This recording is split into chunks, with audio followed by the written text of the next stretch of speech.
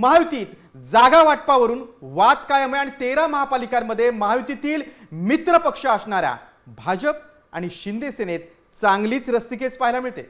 आणि त्यामुळेच जागा वाटपाचा हा वाद नेमका कसा शमणार आहे, भाजप आणि शिंदे सेना कोणत्या जागांसाठी आग्रही आहे, पाहूयात यावरचा एक स्पेशल रिपोर्ट। भाजप शिंदे सेनेचं पुन्हा फिसकटणार।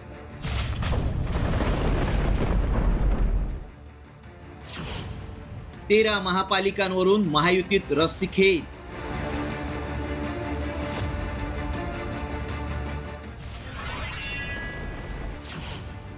फिफ्टी 50चा फॉर्म्युला, बंडखोरीची शक्यता।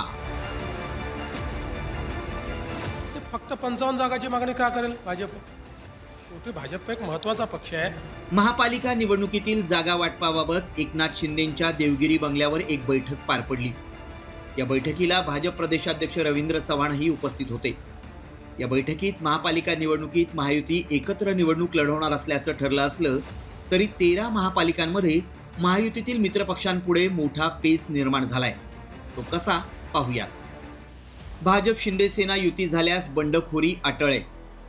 भाजपच्या जागांवर शिंदे सेनेचे बंडखोर उभे राहतील। शिंदे सेनेच्या जागांवर भाजपमधून बंडखोरीची शक्यता आहे। राष्ट्रवादीही सोबत राहिल्यास जागा वाटपात अधिक गुंतागुंतीचं होईल। नवी मुंबईत भाजप विरुद्ध शिंदे सेना थेट संघर्ष आहे।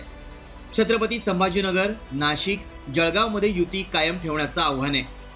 दरम्यान महायुतीत ठाणे हा वादाचा केंद्रबिंदू ठरणार आहे। ठाण्यात शिंदे सेनेच्या 82 माजी नगरसेवकांचा मोठा आकडा असल्यानं भाजपच्या प्रभावाखालील 24 जागाही शिंदे सेनेसाठी सोडाव्या लागतील। दुसरीकडे कल्याण डोंबिवली महापालिकेत भाजप 50-50च्या फॉर्म्युल्यासाठी आग्रही असल्याचे संकेतच मुख्यमंत्री देवेंद्र फडणवीसांनी दिलेत। भाजपनं 55 जागेची मागणी कल्याण डोंबिवलीमध्ये केली आहे, त्यामुळे कुठेतरी नाराजी आहे शिंदे गटामध्ये असेल। फक्त 55 जागाची मागणी का करेल भाजप? शेवटी भाजप एक महत्त्वाचा पक्ष आहे, अशी अजून कुठली मागणी केलेली नाही।